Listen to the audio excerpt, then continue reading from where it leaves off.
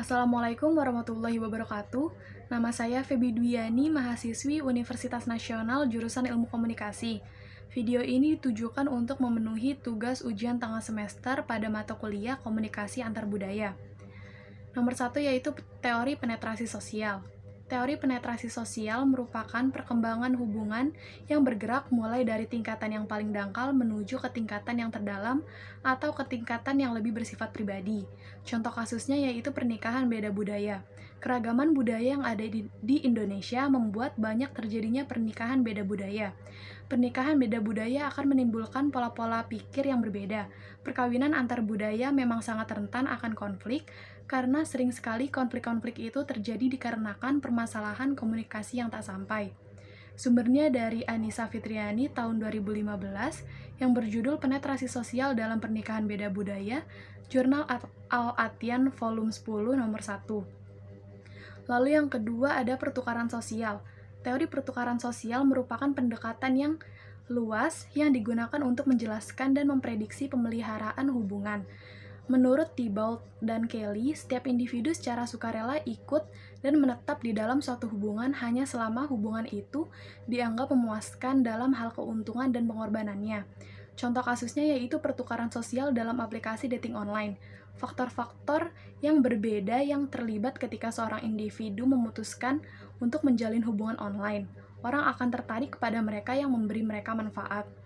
Sumbernya dari Lukman Saleh Waluyo dan kawan-kawan, tahun 2019, pertukaran yang berjudul Pertukaran Sosial dalam Online Dating, Studi pada Pengguna Tinder di Indonesia.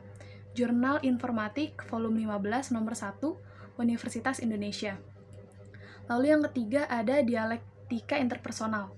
Dialektika interpersonal menurut Leslie Baxter and Barbara Montgomery dalam West and Tanner menjelaskan bahwa di dalam hidup hubungan antara sesama memiliki ciri oleh adanya ketegangan-ketegangan yang berkelanjutan antara impuls-impuls yang kontradiktif. Contoh kasus yaitu relasi antar Departemen Media dan PR in ASGOC dengan media di 18 Asian Games Invitation Tournament. Suatu keputusan dapat memicu terjadinya konflik dan ketegangan-ketegangan dalam hubungan yang dijalankan antara media PR INASGOC dengan media. Sumbernya dari Maudi Putri dan kawan-kawan tahun 2019 yang berjudul Eksistensi Dinamika Dialektika Interpersonal pada Relasi Antara Departemen Media dan Public Relation in ASGOC dengan media di 18 Asian Games Invitation Tournament. Jurnal Ilmu Komunikasi Volume 3 nomor 1 London School of Public Relations. Lalu yang keempat ada teori interpersonal deception. Teori interpersonal deception dikemukakan oleh Judy Kibergen dan David B. Baller yang mengatakan bahwa bagaimana seseorang menghindari tindakan menyakiti orang lain dengan cara berbohong, atau bisa untuk menjelaskan bagaimana cara orang lain berbohong untuk menyerang orang lain, berpura-pura empati, menghindari masuk ke dalam konflik, dan masih banyak lagi kebiasaan seseorang yang ada kaitannya dengan memanipulasi pernyataan mereka dengan kebohongan. Contoh kasusnya yaitu, Citra dan Robby saling menyukai satu sama lain, namun keduanya masih malu untuk saling mengakui perasaan masing-masing. Suatu ketika, Robby ingin meminjam novel kepada Citra yang sebenarnya Robby sudah memiliki novel yang sama. Lalu Citra mengetahui hal tersebut dan Robby beralasan bahwa novel tersebut bukan miliknya. Tujuan penipuan adalah untuk mengamankan wajah atau membenarkan tindakan. Sumber dari Syifa Awalia, tahun 2015, Perilaku Berbohong di Facebook, Studi Kasus Ibu Rumah Tangga di Kampung Rawadomba, Durensawit, Jakarta Timur. Skripsi Universitas Islam Negeri Syarif Hidayatullah. 5. Ada teori pelanggaran harapan. Teori pelanggaran harapan menurut Judy Bergen yaitu memandang komunikasi sebagai proses pertukaran informasi tingkat tinggi dalam hal hubungan isi komunikasi. Contoh kasusnya yaitu seseorang sedang diwawancarai saat melamar pekerjaan, juga diharapkan menjaga jarak yang sesuai menurut pewawancara selama proses wawancara berlangsung. Sumbernya yaitu dari M. Syukri tahun 2016 yang berjudul Analisis Pelanggaran Harapan Nonverbal dalam Jarak Personal Karyawan Riau Pos Pekanbaru. E-Jurnal Jom Visip Volume 3 nomor 2 Universitas Riau. Lalu yang keenam ada teori pengurangan ketidakpastian.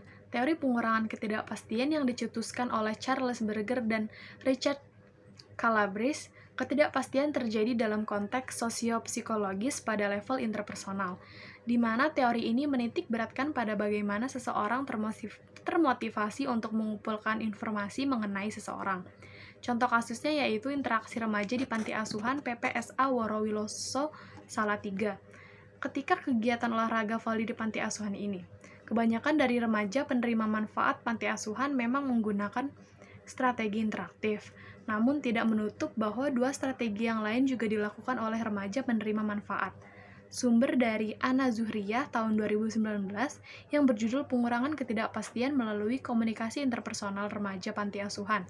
Jurnal Kaman, Volume 3, Nomor 1, Universitas Muhammadiyah, Surakarta.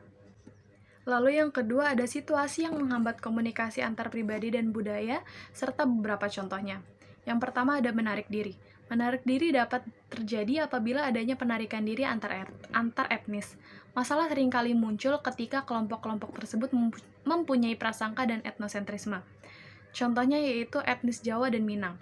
Etnis Jawa dengan kembalinya kepada pemerintahan nagari dengan keharusannya mengikuti filosofi adat Minang, maka semakin memberikan internalisasi persepsi internal bagi etnis Jawa. Kedua ada etnosentrisme. Etnosentrisme adalah cara pandang seseorang terhadap budaya lain dengan kerangka budaya sendiri. Contohnya yaitu dalam pandangan etnis Jawa. Etnis Minang tidak bisa boso dan tidak tahu ungguh-ungguh. Sedangkan etnis Minang juga mempunyai aturan berbahasa menurut budaya mereka yaitu kato, mendaki, melereng, mendata, dan menurun yang tentu berbeda dengan etnis Jawa. Sekian penjabaran dari saya. Wassalamualaikum warahmatullahi wabarakatuh.